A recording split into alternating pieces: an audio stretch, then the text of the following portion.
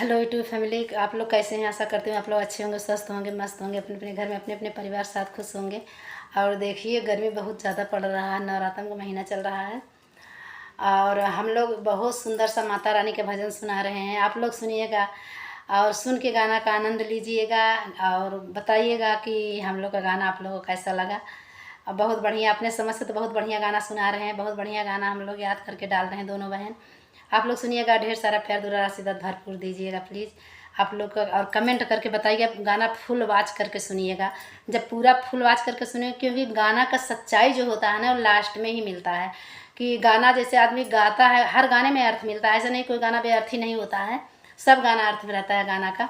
लेकिन लास्ट तक आप लोग जब सुनेंगे तभी आप लोग को आनंद आएगा अच्छे से कि मतलब ये गाना सही है या नहीं है, कहीं गलत हुआ है क्या। आप थोड़ा सा सुन के सरका देंगे तो उसे कोई बेनिफिट नहीं मिलेगा, ना आपको मिलेगा ना हमको मिलेगा। तो इससे अच्छा है मतलब आप लोग देखिएगा तो पूरा फुल देखिएगा। अब देखकर कमेंट करके ज़रूर बताइएगा प्लीज़ कि हम लोग गाना आप लोगों को कैसा लगा। कमेंट का इंतज़ार करते हैं हम लोग, एक कमेंट बहुत अथुआ होता है। और एक अगर एक सब्सक्राइबर आप लोग कर देते हैं, इतना हम लोग मेहनत करते हैं, थोड़ा सा रहम कर दीजिएगा। अगर आप लोग सब्सक्राइब कर देते हैं चैनल को तो क्या आप लोगों को कुछ नहीं होता है एक सब्सक्राइबर से, लेकिन हम लोग के लिए बहुत मायने रखता है। एक एक सब्सक्राइबर, एक एक लाइक बहुत मायने रखता है। तो मेरी जितनी बहनें बनाते हैं, जितने भैया लोग मेरे बनाते हैं, जितने चाची चाचा लोग मेरे यूट्यूब पे काम कर रहे हैं, भैया दीदी कर रहे हैं काम, सब लोग यही सोचती हैं, सब लोग यही आशा लगा के काम कर रहे हैं कि आप ही लोग का सपोर्ट सबको चाहिए। और सबको सपोर्ट आप लोग देंगे अगर, तो सारी बहनें आगे निकल जाएंगी। और इसी तरह अपना प्यार दुलार आशीर्वाद ज़रूर देते रहिएगा। देखिए मेहनत बहुत मेहनत लगता है, इसी तरह कोई काम नहीं होता। घर परिवार लेते हुए हम लोग चलते हैं तो मेहनत तो करना ही पड़ता है। सुनिएगा और ढेर सारा प्यार दुलार आशीर्वाद जरूर दे दीजिएगा। एक बार जय माता दी। एक बार हम लोग के चैनल से आप लोग जरूर जुड़ें, सिर्फ एक बार, बार बार नहीं। हाँ, बहुत सुंदर, बहुत प्यारे गीत हम लोग गा रहे हैं आप लोग के बीच। कि जब जब चाही त कुआर आवेला हो, जब जब चाही त कुआर आवेला, हमरे मैया जी के डोला हमरे द्वार आवेला, हमरे मैया जी के डोला हमरे द्वार आवेला। जब जब चाही त कुआर आवेला हो, जब जब चाही त कुआर आवेला, हमरे मैया जी के डोला हमरे द्वार आवेला, हमरे मैया जी के डोला हमरे द्वार आवेला। कि लाली लाली डोलिया के लाल रे वो हरवा, लाल लाल डोलिया के लाल रे वो हरवा, माई के दुलरुआ बघवा बनल बा कहरवा, माई के दुलरुआ बघवा बनल बा कहरवा। कि लाल लाल झंडा फहरात आवेला हो, लाल लाल झंडा फहरात आवेला, हमरे मैया जी के डोला हमरे द्वार आवेला। सांबे कि सातों मैया जी के डोला हमरे द्वार आवेला।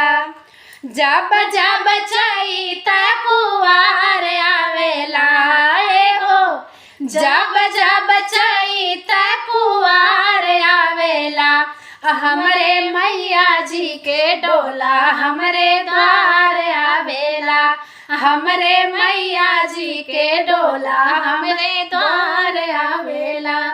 कि वीर बजरंग जी करले अगवानी, वीर बजरंग जी करले अगवानी, ऋषि मुनि देव सब आवे ब्रह्मा ज्ञानी, ऋषि मुनि देव सब आवे ब्रह्मा ज्ञानी।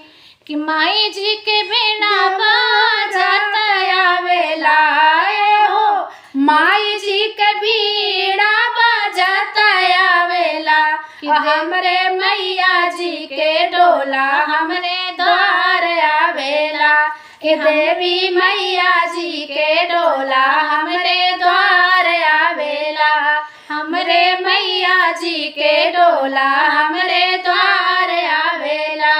जब जब चाही त कुआर जब चैत कुवार आवेला हमरे मैया जी के डोला हमरे द्वार आवेला हमरे मैया जी के डोला हमरे द्वार आवेला कि चंवर डोलावत आवे आवे गण राजा चंवर डोलावत की आवे गणपत राजा डमरम डमरू बजावत भोले बाबा डम डम डमरू बजावे भोले बाबा कि कान्हा जी के बंसी बजत आवेला हो कान्हा जी के बंसी बजत आवेला हमरे मैया जी के डोला हमरे द्वार आवेला हमरे मैया जी के डोला हमरे द्वार आवेला जब जब चैत कुवार आवेला हो जब जब चैत कुवार आवेला हमरे मैया जी के डोला हमरे द्वार आवेला हमरे मैया जी के डोला हमरे द्वार आवेला। हम लोग गाना कैसा लगा प्लीज़ आप लोग सुनिएगा। ढेर सारा प्यार दुलार आशीर्वाद भरपूर दीजिएगा और चैनल पर नए हो चैनल को लाइक सब्सक्राइब तो ज़रूर कर लीजिएगा, इसको तो मत भूलिएगा।